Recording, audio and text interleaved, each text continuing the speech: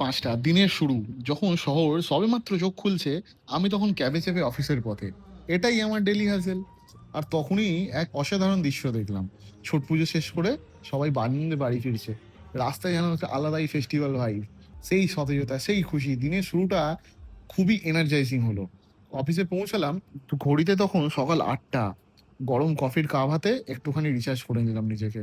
এটাই আমার recharge movement. এরপর পুরো সকালটাই কাজ, কাজ আর কাজ। লাঞ্চ ব্রেকের সময় সোজা চলে গেলাম মন্ডলদার দোকানে। এই কমফোর্ট ফুড সারাদিনের শক্তি। কাজ সেরে এবার বাড়ি ফেরার কথা।